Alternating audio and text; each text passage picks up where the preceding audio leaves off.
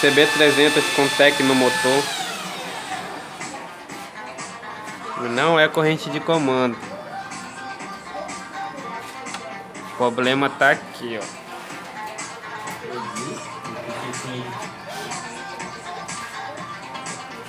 Foi substituída essa peça e o motor voltou com o barulho normal. Mano, tem que mostrar.